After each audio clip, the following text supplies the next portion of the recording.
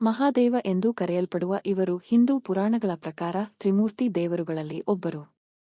ಬ್ರಹ್ಮಾಂಡದ ಸೃಷ್ಟಿ, ನಿರ್ವಹಣೆ ಮತ್ತು ನಾಶಕ್ಕೆ ಕ್ರಮವಾಗಿ ಬ್ರಹ್ಮ, ವಿಷ್ಣು ಮತ್ತು ಶಿವ ಮೂರು ದೇವರುಗಳು ಕಾರಣರಾಗಿದ್ದಾರೆ. ಶಿವನನ್ನು ಅತ್ಯಂತ ಶಕ್ತಿಶಾಲಿ ಎಂದು ಪರಿಗಣಿಸಲಾಗಿದೆ, ಆದರೆ ಮೃದು ಹೃದಯದವನು ತನ್ನ ಭಕ್ತರ ಪ್ರಾರ್ಥನೆಗೆ ಮಂಜುಗಡ್ಡೆಯಂತೆ ಕ್ಷಣದಲ್ಲೇ ಕರಗುತ್ತಾನೆ.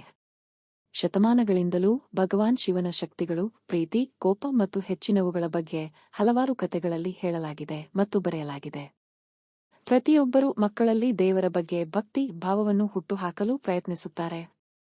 ನೀವು ನಿಮ್ಮ ಮಕ್ಕಳಿಗೆ ಭಗವಾನ್ ಶಿವ ಅಥವಾ ಮಹಾದೇವನ ಬಗ್ಗೆ ಜ್ಞಾನವನ್ನು ಬೆಳೆಸಲು ಯೋಚಿಸುತ್ತಿದ್ದರೆ, ತಡ ಮಾಡದೆ ಈ ಸರಳ ಶಿವ ಕಥೆಯನ್ನು ಅವರೊಂದಿಗೆ ಹಂಚಿಕೊಳ್ಳಿ. ಶಿವನನ್ನು ಸ್ವಯಂಭೂ ಎಂದು ಕರೆಯಲಾಗುತ್ತದೆ. ಸ್ವಯಂ ಅಸ್ತಿತ್ವ ಎಂದರ್ಥ, ಏಕೆಂದರೆ ಅವನು ಮಹಿಳೆಯ ಗರ್ಭದಿಂದ ಹುಟ್ಟಿಲ್ಲ. ಶಿವನ ಜನನದ ಹಿಂದೆ ಒಂದು ಕುತೂಹಲಕಾರಿ ಕಥೆಯಿದೆ. ಒಂದು ದಿನ ಬ್ರಹ್ಮ ಮತ್ತು ವಿಷ್ಣು ವಿಶ್ವದಲ್ಲಿ ಪರಸ್ಪರರ ಪ್ರಾಬಲ್ಯ ಮತ್ತು ಪ್ರಾಮುಖ್ಯತೆಯ ಬಗ್ಗೆ ವಾದ ಮಾಡುತ್ತಿದ್ದರು. ಚರ್ಚೆ ನಡೆಯುತ್ತಿದ್ದಂತೆ ಅವರ ಮುಂದೆ ನಿಗೂಢ ಸ್ತಂಭವೊಂದು ಕಾಣಿಸಿತು. ಅವರಿಬ್ಬರಿಗೂ ಆ ಸ್ತಂಭ ಏನೆಂದು ಅರ್ಥವಾಗದೆ ತಮಗಿಂತ ಬೇರೆ ಯಾವುದಾದರೂ ಪರಮ ಶಕ್ತಿ ಇದೆ ಎಂದು ಗೊಂದಲಕ್ಕೊಳಗಾದರು. ಅವರು ಪ್ರಬಲ ಕಂಬದ ರಹಸ್ಯವನ್ನು ತಿಳಿದುಕೊಳ್ಳಲೇಬೇಕೆಂದು ನಿರ್ಧರಿಸಿದರು. ಭಗವಾನ್ ಬ್ರಹ್ಮನು ಸ್ತಂಭದ ಮೇಲ್ಭಾಗವನ್ನು ಹುಡುಕಲು ಮೇಲಕ್ಕೆ ಹಾರಿಹೋದನು ಮತ್ತು ವಿಷ್ಣುವು ಹಂದಿಯಾಗಿ ರೂಪಾಂತರಗೊಂಡು ಸ್ತಂಭದ ಬುಡವನ್ನು ಹುಡುಕಲು ನೆಲವನ್ನು ಅಗೆದನು. ಆದರೆ ಅವರಿಬ್ಬರಿಗೂ ಸ್ತಂಭದ ರಹಸ್ಯವನ್ನು ಕಂಡುಹಿಡಿಯಲು ಸಾಧ್ಯವಾಗಲಿಲ್ಲ. ನಂತರ ಅವರಿಬ್ಬರೂ ಶಿವನೇ ಪರಮಶಕ್ತನೆಂದು ಒಪ್ಪಿಕೊಂಡರು. ಶಿವ ಮತ್ತು ತಾಯಿ ಪಾರ್ವತಿಯ ವಿವಾಹವು ಒಂದು ದೈವಿಕ ಪ್ರೀತಿಯ ಕಥೆ. ಪಾರ್ವತಿಯಾಗಿ ಗೌರಿದೇವಿಯ ಪುನರ್ಜನ್ಮ ಮತ್ತು ಶಿವನನ್ನು ಮದುವೆಯಾಗಲು ಅವಳ ಬಲವಾದ ಬಯಕೆಯು ಶಾಶ್ವತ ಪ್ರೀತಿಯ ಉದಾಹರಣೆಯಾಗಿದೆ. ಹಿಮಾಲಯದ ದೊರೆ ಹಿಮವತ ಮತ್ತು ಅವನ ಹೆಂಡತಿ ಮೇನಕಾ ಭಗವಾನ್ ಶಿವನ ಕಟ್ಟ ಅನುಯಾಯಿಗಳಾಗಿದ್ದರು ಮತ್ತು ದೇವತೆಯನ್ನು ಮದುವೆಯಾಗುವ ಮಗಳನ್ನು ಬಯಸಿದರು. ಇದಕ್ಕಾಗಿ ಮೇನಕಾ ಶಿವನ ಮೊದಲ ಪತ್ನಿ ಗೌರಿದೇವಿಯನ್ನು ಸಮಾಧಾನಪಡಿಸಲು 3 ದಿನಗಳ ದೀರ್ಘ ತಪಸ್ಸನ್ನು ಮಾಡುತ್ತಾಳೆ.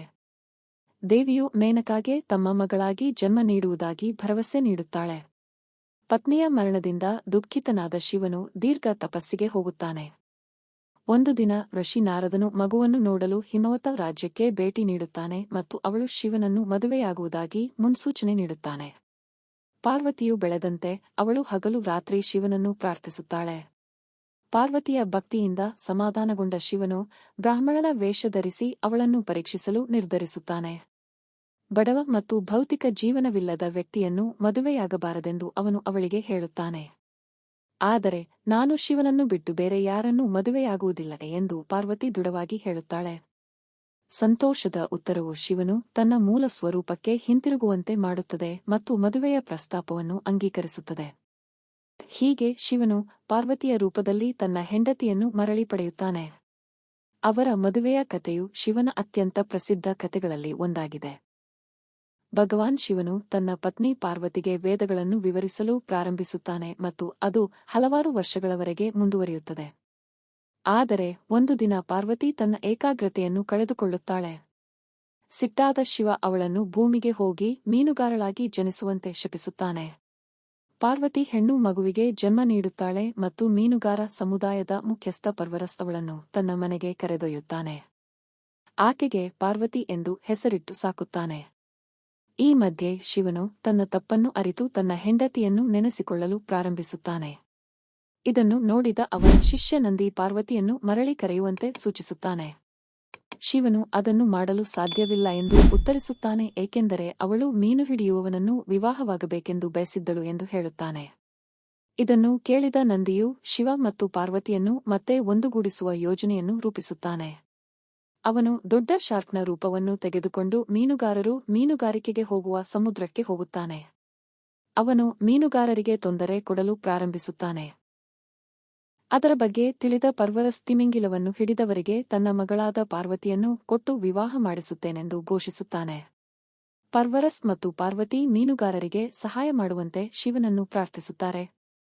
ಪಾರ್ವತಿಯ ಪ್ರಾರ್ಥನೆಯನ್ನು ಕೇಳಿದ ಶಿವನು ಯುವ ಮೀನುಗಾರನಾಗಿ ಬದಲಾಗುತ್ತಾನೆ ಮತ್ತು ಮೀನುಗಾರರ ರಕ್ಷಣೆಗೆ ಬರುತ್ತಾನೆ.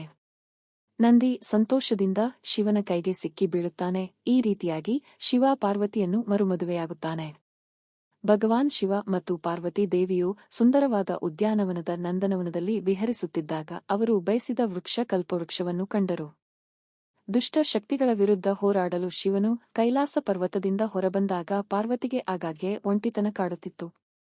ಆದ್ದರಿಂದ ಅವಳು ಕಲ್ಪವೃಕ್ಷದಿಂದ ಮಗಳನ್ನು ಬಯಸುತ್ತಾಳೆ ಮತ್ತು ಆಕೆಯ ಆಸೆ ಈಡೇರುತ್ತದೆ. ಪಾರ್ವತಿಗೆ ಮಗಳು ಜನಿಸುತ್ತಾಳೆ. ಆಕೆಗೆ ಅಶೋಕ ಸುಂದರಿ ಎಂದು ಹೆಸರಿಸುತ್ತಾಳೆ. ಇದರಲ್ಲಿ ಅಶೋಕ ಎಂದರೆ ದುಃಖವಿಲ್ಲದೆ ಮತ್ತು ಸುಂದರಿ ಎಂದರೆ ಸುಂದರ. ಶಿವನು ಗಣೇಶನ ಶಿರಚ್ಛೇದ ಮಾಡಿದಾಗ ಅಲ್ಲಿ ಅಶೋಕ ಸುಂದರಿ ಇದ್ದಳು ಎಂದು ಜನಪದರು ಹೇಳುತ್ತಾರೆ. ತಂದೆಯ ಕೃತ್ಯಕ್ಕೆ ಹೆದರಿ ಉಪ್ಪಿನ ಮೂಟೆಯ ಹಿಂದೆ ಅಡಗಿಕೊಂಡಳು. ನಂತರ ಆಕೆಯ ತಂದೆ ಅವಳನ್ನು ಸಮಾಧಾನಪಡಿಸಿ ಸಹಜ ಸ್ಥಿತಿಗೆ ತಂದರು. ಹೀಗಾಗಿ ಅಶೋಕ ಸುಂದರಿಯ ಹೆಸರು ಉಪ್ಪಿನೊಂದಿಗೆ ಸೇರಿಕೊಂಡಿದೆ ಎಂದು ಹೇಳಲಾಗುತ್ತದೆ. ಹಿಮಾಲಯದಲ್ಲಿ ಭಸ್ಮಾಸುರ ಎಂಬ ರಾಕ್ಷಸನಿದ್ದನು. ಅವನು ಶಿವನನ್ನು ಮೆಚ್ಚಿಸಲು ಹಲವಾರು ವರ್ಷಗಳ ಕಾಲ ಧ್ಯಾನ ಮಾಡುತ್ತಿದ್ದನು. ಅವನ ಭಕ್ತಿಯಿಂದ ಸಂತುಷ್ಟನಾದ ಶಿವನು ಅವನ ಮುಂದೆ ಪ್ರತ್ಯಕ್ಷನಾದನು ಮತ್ತು ವರವನ್ನು ಕೇಳುವಂತೆ ಹೇಳುತ್ತಾನೆ. ಬುದ್ಧಿವಂತ ಭಸ್ಮಾಸುರನು, ಸ್ವಾಮಿ, ನಾನು ನನ್ನ ಬಲಗೈಯಿಂದ ಮುಟ್ಟುವ ಎಲ್ಲ ವಸ್ತುವು ತಕ್ಷಣವೇ ಬೂದಿಯಾಗುವ ವರವನ್ನು ನನಗೆ ನೀಡು ಎಂದು ವರವನ್ನು ಬೇಡುತ್ತಾನೆ. ರಾಕ್ಷಸನ ದುಷ್ಟ ಉದ್ದೇಶಗಳನ್ನು ಅರಿತುಕೊಳ್ಳದೆ ಶಿವನು ವರವನ್ನು ನೀಡುತ್ತಾನೆ. ಭಸ್ಮಾಸುರನು ಭಗವಂತನ ಮೇಲೆ ವರವನ್ನು ಪರೀಕ್ಷಿಸಲು, ಶಿವನನ್ನು ಬೂದಿಯಾಗಿ ಪರಿವರ್ತಿಸಲು ಮತ್ತು ಪರಮ ಶಕ್ತಿಯನ್ನು ಪಡೆಯಲು ಉದ್ದೇಶಿಸುತ್ತಾನೆ. ಅವನು ಶಿವನನ್ನು ಬೆನ್ನಟ್ಟುತ್ತಿದ್ದಾಗ ಭಗವಾನ್ ವಿಷ್ಣುವು ಶಿವನನ್ನು ರಾಕ್ಷಸನಿಂದ ರಕ್ಷಿಸಲು ನಿರ್ಧರಿಸುತ್ತಾನೆ. ವಿಷ್ಣು ಮೋಹಿನಿ ಎಂಬ ಸುಂದರ ಮಹಿಳೆಯಾಗಿ ಬದಲಾಗುತ್ತಾನೆ ಮತ್ತು ಭಸ್ಮಾಸುರನ ಮುಂದೆ ಕಾಣಿಸಿಕೊಳ್ಳುತ್ತಾನೆ. ಅವಳ ಮೋಡಿ ಮಾಡುವ ಸೌಂದರ್ಯವು ಅವನನ್ನು ಅವಳಿಗೆ ಬೀಳುವಂತೆ ಮಾಡುತ್ತದೆ. ಮೋಹಿನಿ ಭಸ್ಮಾಸುರನಲ್ಲಿ ನೀನು ತನ್ನಂತೆ ಕುಣಿದು ತನ್ನನ್ನು ಸೋಲಿಸಿದರೆ ನಾನು ನಿನ್ನನ್ನು ಮದುವೆಯಾಗುವುದಾಗಿ ಹೇಳುತ್ತಾಳೆ. ಭಸ್ಮಾಸುರನು ಒಪ್ಪುತ್ತಾನೆ ಮತ್ತು ಮೋಹಿನಿಯ ಪ್ರತಿ ಹೆಜ್ಜೆಯನ್ನು ಅನುಸರಿಸುತ್ತಾನೆ. ಅವನ ಆತ್ಮವಿಶ್ವಾಸ ಹೆಚ್ಚುತ್ತಲೇ ಹೋದಂತೆ ಮೋಹಿನಿ ತನ್ನ ಬಲಗೈಯನ್ನು ತಲೆಯ ಮೇಲೆ ಇಟ್ಟುಕೊಂಡು ಹೆಜ್ಜೆ ಹಾಕುತ್ತಾಳೆ. ಅತಿಯಾದ ಆತ್ಮವಿಶ್ವಾಸದ ರಾಕ್ಷಸನು ತನ್ನ ವರವನ್ನು ಮರೆತು ತನ್ನ ಬಲಗೈಯನ್ನು ಅವನ ತಲೆಯ ಮೇಲೆ ಇಡುತ್ತಾನೆ. ತಕ್ಷಣವೇ ಅವನು ಬೂದಿಯಾಗಿ ಬದಲಾಗುತ್ತಾನೆ. ಶಿವನಿಗೆ ನೀಲಕಂಠ ಎಂಬ ಹೆಸರು ಬಂದಿದ್ದು ಹೇಗೆ ಗೊತ್ತಾ? ಇದರ ಹಿಂದೆ ಒಂದು ರೋಚಕ ಕಥೆಯಿದೆ. ದುರ್ವಾಸ ಋಷಿ ಒಮ್ಮೆ ಎಲ್ಲಾ ದೇವತೆಗಳನ್ನು ಶಪಿಸುತ್ತಾನೆ. ಅವರನ್ನು ಶಕ್ತಿಹೀನರನ್ನಾಗಿ ಮಾಡುತ್ತಾನೆ ಮತ್ತು ಎಲ್ಲ ಅದೃಷ್ಟವನ್ನು ಕಳೆದುಕೊಳ್ಳುವಂತೆ ಮಾಡುತ್ತೇನೆ ಎಂದು ಶಾಪವನ್ನು ನೀಡುತ್ತಾನೆ. ದೇವರುಗಳು ವಿಷ್ಣುವಿನ ಸಹಾಯವನ್ನು ಬಯಸುತ್ತಾರೆ. ಆಗ ವಿಷ್ಣು ಕಳೆದು ಹೋದ ಅದೃಷ್ಟವನ್ನು ಮರಳಿ ತರಲು ಸಹಾಯ ಮಾಡುವ ಅಮೃತವನ್ನು ಪಡೆಯಲು ಸಾಗರವನ್ನು ಮಂಥನ ಮಾಡಲು ಸೂಚಿಸುತ್ತಾನೆ. ಸಮುದ್ರ ಮಂಥನಕ್ಕಾಗಿ ತಮ್ಮ ಶಕ್ತಿಯನ್ನು ಸಂಯೋಜಿಸಲು ದೇವತೆಗಳು ರಾಕ್ಷಸರೊಂದಿಗೆ ಪಾಲುದಾರರಾಗಬೇಕಾಗುತ್ತದೆ. ವಾಸುಕಿ ಎಂಬ ಸರ್ಪವನ್ನು ಮಂಥನದ ಹಗ್ಗವನ್ನಾಗಿ ಮಾಡಲಾಗುತ್ತದೆ ಮತ್ತು ಮಂದಾರ ಪರ್ವತವನ್ನು ಮಂಥನದ ದಂಡವಾಗಿ ಮಾಡಲಾಗುತ್ತದೆ. ಮಂಥನ ಪ್ರಕ್ರಿಯೆಯಲ್ಲಿ ವಿಶ್ವದಲ್ಲಿ ಇಡೀ ಸೃಷ್ಟಿಯನ್ನು ನಾಶಮಾಡುವ ಸಾಮರ್ಥ್ಯವನ್ನು ಹೊಂದಿದ್ದ ಹಾಲಾಹಲ ವಿಷ ಸೇರಿದಂತೆ ಅನೇಕ ವಸ್ತುಗಳು ಸಾಗರದಿಂದ ಹೊರಬರುತ್ತವೆ. ವಿಷದ ಹರಡುವಿಕೆಯಿಂದ ಭಯಭೀತರಾದ ದೇವತೆಗಳೆಲ್ಲರೂ ಮತ್ತೆ ವಿಷ್ಣುವನ್ನು ಸಮೀಪಿಸುತ್ತಾರೆ. ಆಗ ವಿಷ್ಣು ಇದಕ್ಕೆ ಪರಿಹಾರವನ್ನು ನೀವು ಭಗವಾನ್ ಶಿವ ಪಡೆದುಕೊಳ್ಳಬೇಕೆಂದು ಹೇಳುತ್ತಾನೆ. ಏಕೆಂದರೆ ಅವನು ಮಾತ್ರ ನಿಮ್ಮನ್ನು ರಕ್ಷಿಸಬಲ್ಲನು. ಭಗವಾನ್ ಶಿವನು ವಿಷವನ್ನು ಕುಡಿಯಲು ಮುಂದಾದನು. ಆದರೆ ವಿಷವು ದೇಹಕ್ಕೆ ಪ್ರವೇಶಿಸುವುದನ್ನು ತಡೆಯಲು ಪಾರ್ವತಿ ದೇವಿಯು ಶಿವನ ಗಂಟಲನ್ನು ಬಿಗಿಯಾಗಿ ಹಿಡಿಯುತ್ತಾಳೆ. ವಿಷವು ಶಿವನ ಗಂಟಲನ್ನು ನೀಲಿ ಬಣ್ಣಕ್ಕೆ ತಿರುಗಿಸುತ್ತದೆ. ಆದ್ದರಿಂದ ಅವನನ್ನು ನೀಲಕಂಠ ಎಂದು ಕರೆಯುತ್ತಾರೆ. ಒಂದು ದಿನ ಎಲ್ಲಾ ದೇವರುಗಳು ಭಗವಾನ್ ವಿಷ್ಣುವಿನ ಬಳಿಗೆ ಬಂದು ರಾಕ್ಷಸರ ದಾಳಿಯಿಂದ ತಮ್ಮನ್ನು ರಕ್ಷಿಸುವಂತೆ ಬೇಡಿಕೊಳ್ಳುತ್ತಾರೆ. ತನಗೆ ರಾಕ್ಷಸರೊಂದಿಗೆ ಹೋರಾಡುವಷ್ಟು ಶಕ್ತಿ ಇಲ್ಲ ಮತ್ತು ಶಿವನ ಸಹಾಯವನ್ನು ಪಡೆಯಬೇಕು ಎಂದು ವಿಷ್ಣುವು ಹೇಳುತ್ತಾನೆ. ಅವನು ಕೈಲಾಸವನ್ನು ತಲುಪಿದಾಗ ಶಿವನನ್ನು ಆಳವಾದ ತಪಸ್ಸಿನಲ್ಲಿ ಕಾಣುತ್ತಾನೆ. ಅವನಿಗೆ ತೊಂದರೆ ಕೊಡಲು ಇಷ್ಟವಿಲ್ಲದ ಭಗವಾನ್ ವಿಷ್ಣುವು ಶಿವನು ತನ್ನ ಭ್ರಾಂತಿಯಿಂದ ಹೊರಬರುವವರೆಗೆ ಪ್ರಾರ್ಥಿಸಲು ನಿರ್ಧರಿಸುತ್ತಾನೆ. ವಿಷ್ಣುವು ಪ್ರತಿ ಪಠಣದ ವಿರುದ್ಧ ಒಂದು ಕಮಲದ ಹೂವನ್ನು ಅರ್ಪಿಸುವ ಮೂಲಕ ಶಿವನ ಹೆಸರನ್ನು ಪ್ರತಿದಿನ 1000 ಬಾರಿ ಜಪಿಸುತ್ತಾನೆ. ಶಿವನು ತನ್ನ ತಪಸ್ಸಿನಿಂದ ಹೊರಬಂದಿದ್ದಾನೆಂದು ತಿಳಿಯದೆ ವಿಷ್ಣುವು ದಿನವಿಡೀ ತನ್ನ ಜಪವನ್ನು ಮುಂದುವರೆಸುತ್ತಾನೆ. ಶಿವನು ವಿಷ್ಣುವಿನ ಮೇಲೆ ಚಮತ್ಕಾರವನ್ನು ಆಡಲು ನಿರ್ಧರಿಸುತ್ತಾನೆ ಮತ್ತು ವಿಷ್ಣುವು ಜೋಡಿಸಿದ ಗುಂಪಿನಿಂದ ಒಂದು ಕಮಲವನ್ನು ರಹಸ್ಯವಾಗಿ ತೆಗೆದುಹಾಕುತ್ತಾನೆ.